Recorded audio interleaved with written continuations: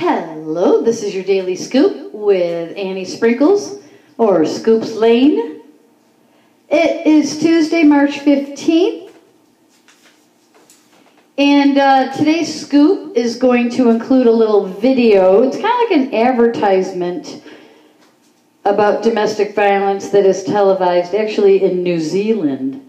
But I always like this one, and I show it in my classrooms, and I've shared it, you know, on posts and stuff like that in the past. So I'm going to share that today.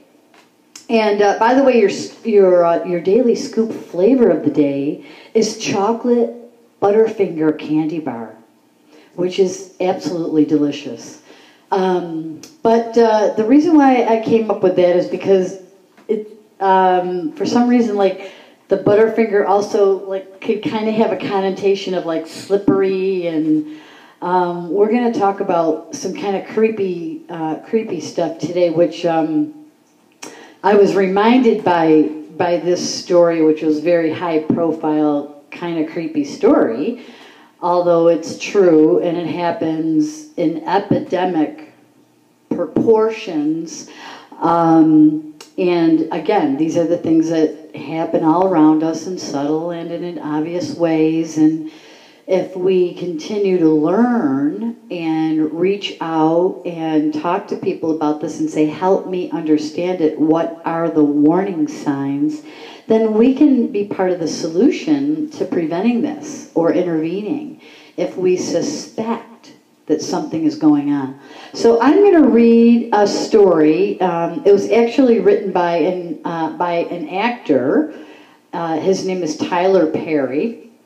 I'm not sure how many people recognize that name. And he wrote this story when the Jerry Sandusky Penn State scandal broke.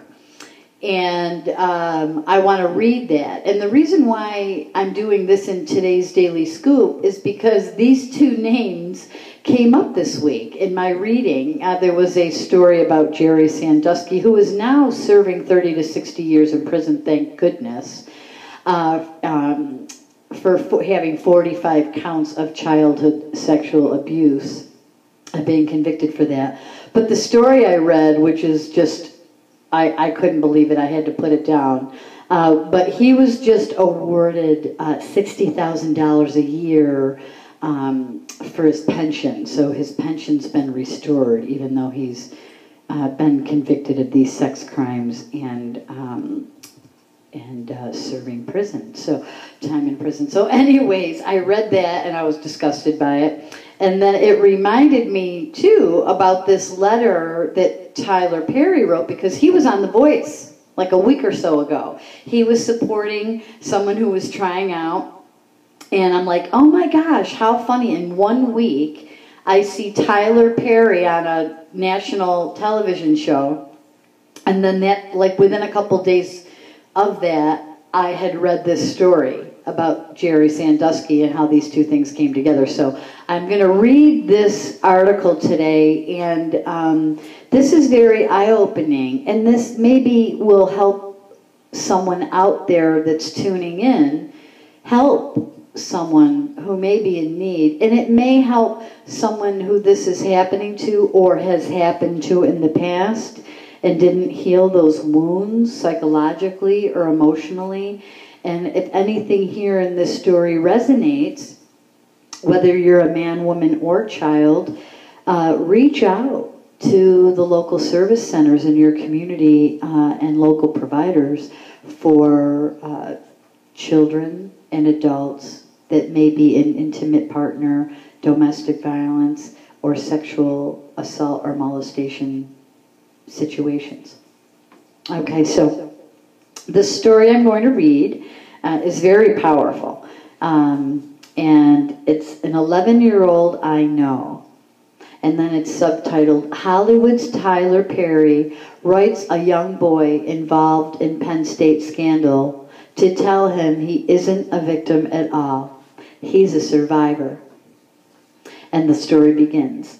I don't know your name, but I know your face. I don't know your journey, but I know where you are. I am your brother. I must tell you, What you have done is so courageous. The strength that it must have taken for your 11-year-old voice to speak out about such a horrible act is something that I didn't have the strength or courage to do at that age. I was a very poor young black boy in New Orleans, just a face without a name, swimming in a sea of poverty, trying to survive. Forget about living. I was just trying to exist. I was enduring a lot of the same things that you've come forward and said happened to you. And it was awful. I felt so powerless. I knew what was happening to me, but unlike you, I couldn't speak about it because no one saw me. I was invisible, and my voice was inaudible. So to think about you, when you were only 11 years old, spoke up. You are my hero. I am so proud of you. You have nothing to be ashamed of. I want you to know you didn't do anything wrong. It's not your fault. Please know that you were chosen by a monster. You didn't choose him. You didn't ask for it, and most of all, you didn't deserve it. What a huge lesson that was for me to learn.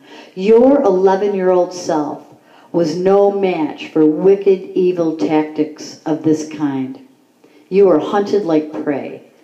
A pedophile looks for the young boys he thinks he can manipulate, the ones who have daddy or mommy issues, the ones who are broken, and the ones who are in need.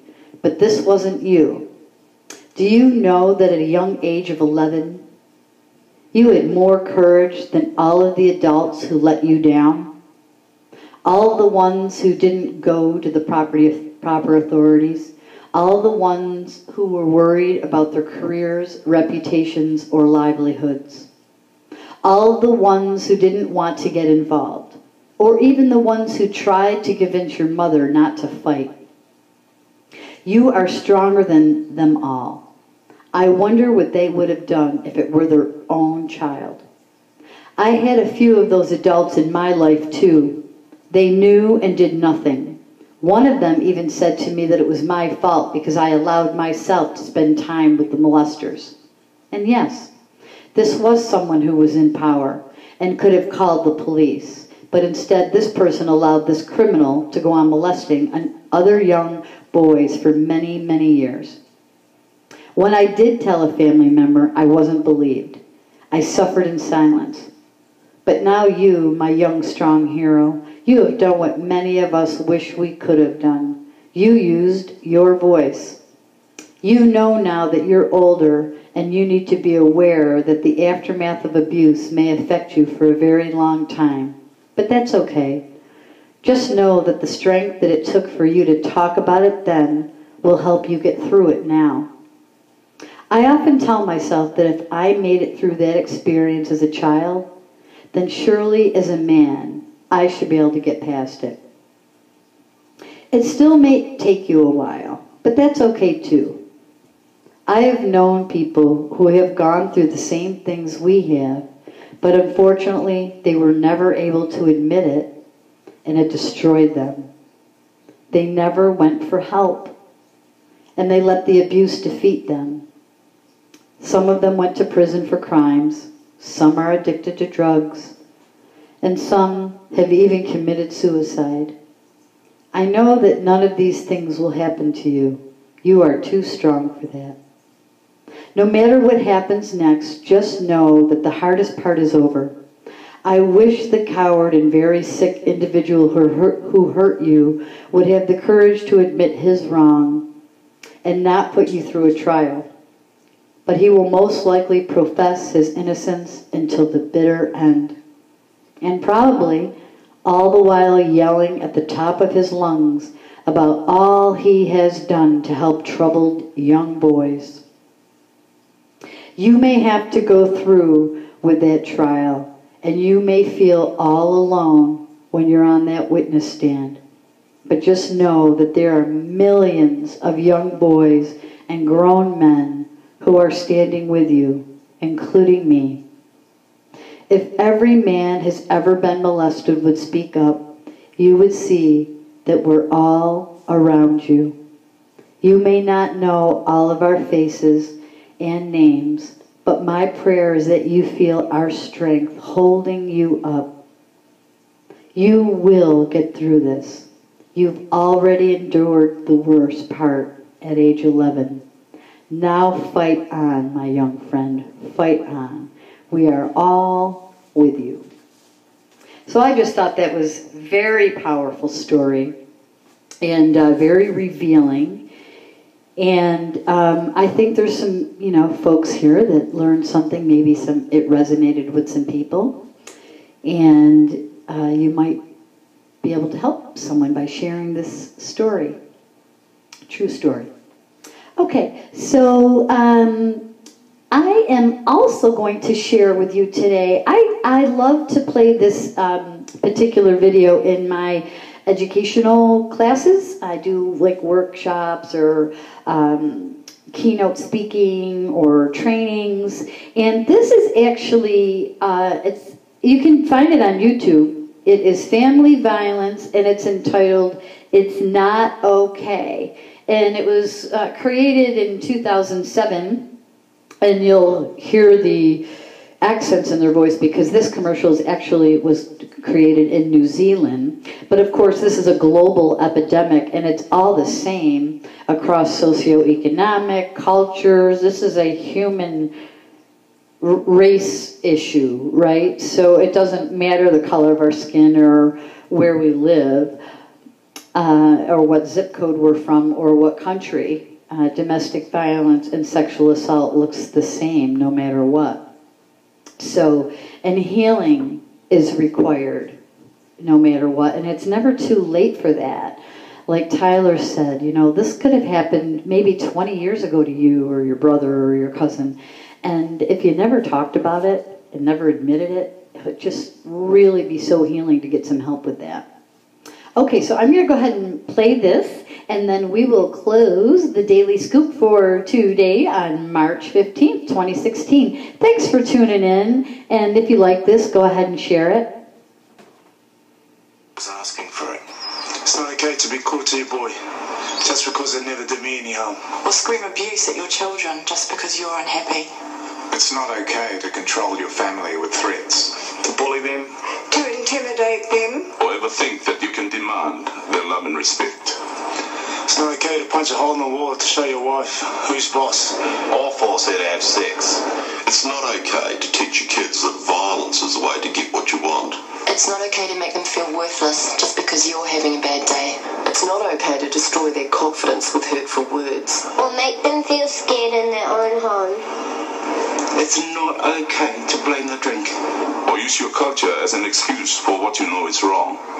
It's not okay that in this country the police respond to a family violence incident every 7.5 minutes. That every year, an average of 14 New Zealand women, 6 men, and 10 children are killed by a member of their own family. It's not okay to say it only happens in certain parts of society. Because it happens everywhere. And it's not okay to look the other way and say it's not our problem. Because it is our problem. And it's not okay. Ever. But it is okay to ask for help. Okay, thanks for tuning in to the Daily Scoop. This is Annie Sprinkle signing off.